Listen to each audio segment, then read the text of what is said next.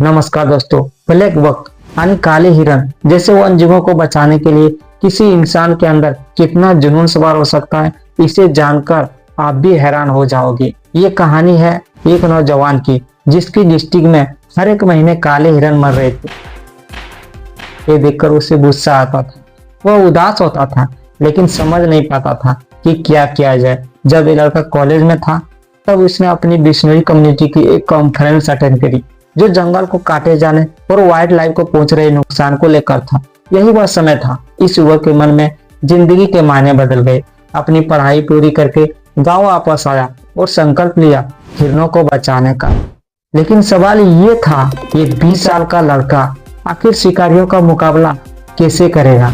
उसने सभी गांव वालों को कहा, जब भी शिकार की कोई संभावना हो तो मुझे अलर्ट कर देना। एक बार गांव के इन्फॉर्मल ने उसे ऐसी ही जानकारी दी। कहीं पर शिकार होने वाला है। सर्दियों की रात थी, तापमान करीब 14 डिग्री था, लेकिन फिर भी इस नौजवान ने मोटरसाइकिल उठाई और 30 किलोमीटर मोटरसाइकिल पर गया। जब तक वहां पर पहुंचा, अफसोस हिरन ऑलरेडी मारा जा चुका था। उसका मांस वहां पकाया जा रहा था, लेकिन फिर भी इसने पुलिस को बुलाया और शिकारी को गिरफ्तार करवाया। 1972 के शेड्यूल 1 के तहत उसके खिलाफ FIR दर्ज होता है।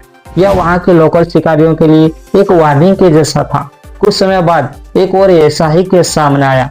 फिर से इंफॉर्मेशन मिला कि यहाँ पर एक हिरन मारा जाएगा, और एक बार फिर से वहां पहुंचने तक हिरन का शिकार किया जा चुका था। इसी एक युवक ने अकेले शिकारियों को किसी तरीके से रोकने की कोशिश करी, तो एक शिकारी उनके सिर पर बंदूक लगा दी। युवक ने कहा, उसे डर तो महसूस हुआ, लेकिन उसे लगा कि अगर किसी प्रजाति को बचाने के लिए अपनी जान को जोखिम में डालना जरूरी है तो यही सही।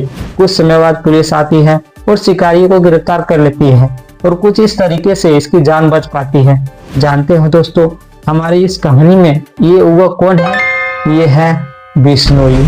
51 साल का अनिल बिश्नोई की कहानी पब्लिश हुई थी द बेटर इंडिया में, एक बेहतरीन मीडिया पोर्टल पर, जो रेगुलरली ऐसे बहुत से रियल लाइफ है जो हर रोज स्पॉटलाइट डालते हैं। अनिल बिश्नोई राजस्थान के लक्सर गांव में रहने वाले एक किसान है। आज तक 300 से ज्यादा शिकारियों को रंगे हाथ पकड़े जा चुके हैं। यह केस दर्ज करवाते हैं और गवाही देते हैं, और जब तक केस चलता है लो भी करते हैं।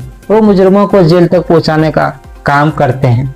ब्लैक बक्स की मौत के पीछे शिकार के अलावा कुछ और भी कारण है, जैसे कि रोड एक्सीडेंट, एक्सट्रीम क्लाइमेट्स, कुत्तों द्वारा काट लिया जाना। इसलिए अनिल बिश्नोई ने गांव में 2 लाख चंदा इकट्ठा किया और 66 पोखर तैयार करवाया, जहां गर्मी में जानवर पानी पी सके। किसी जानवर को चोट लगती है तो ये उसे अपने घर पर या फॉरेस्ट डिपार्टमेंट के मेडिकल सेंटर पर फर्स्ट एड देते हैं। अगर बच्चे की मां मर जाती है तो ये हिरन के बच्चों को तब तक पाल लिया जाता है जब तक वह जंगल में छोड़ने के लायक न हो जाए।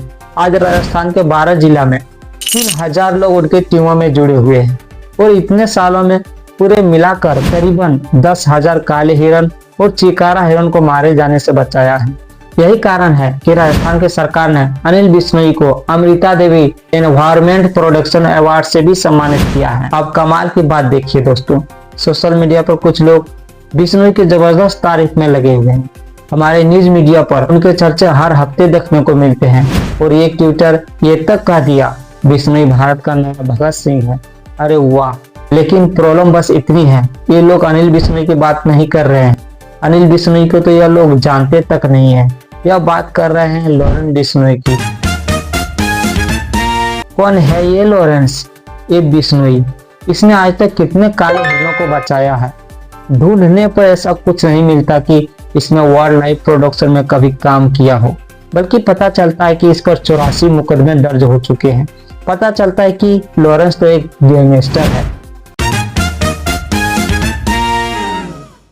अनिल बिश्नोई ने एक तरफ अपनी पढ़ाई की सूरतगढ़ कॉलेज से और वाइल्ड लाइफ प्रोडक्शन को अपना मिशन बना लिया, और दूसरी तरफ लॉरेंस बिश्नोई ने अपनी पढ़ाई करी चंडीगढ़ कॉलेज से, और क्या किया, स्टूडेंट पॉलिटिकल्स में घुस गया। चलो यह तो अच्छी बात है। मेरा मानना है कि स्टूडेंट को पॉलिटिकल होना चाहिए। भगत सिंह भी अपने कॉलेज के समय पॉलिटिकल थे। ब्रिटिश सरकार के अत्याचार के खिलाफ आवाज उठाते थे, बहुत सारे किताबें पढ़ते थे, क्योंकि उनका कहना था बम और पिस्टल से क्रांति नहीं आती, क्रांति की तलवार विचारों के शान पर तेज होती है। उन्होंने कीर्ति जैसे पत्रिकाओं में बहुत से आर्टिकल लिखे, जैसे कि धर्म व फसाद थे उनका इलाज।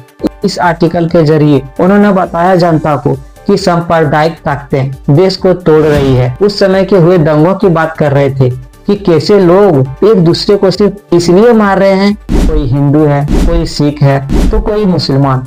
इस आर्टिकल में भगत सिंह ने सोल्यूशन भी बताए कि लोगों में वर्ग चेतना जगाई जाए, मतलब कि उन्हें एहसास कराया जाए कि वह हिंदू है या मुस्लिम, आखिरकार वह है तो गरीब ही, और दुनिया भर के गरीब लोग, चाहे वह किसी भी रंग, रिलीजन या देश के हो, उनके वही अधिकार है। उनका फायदा इसी में है कि हर तरफ के भेदभाव मिटा दिया जाए और सत्ता को अपने हाथों में लिया जाए।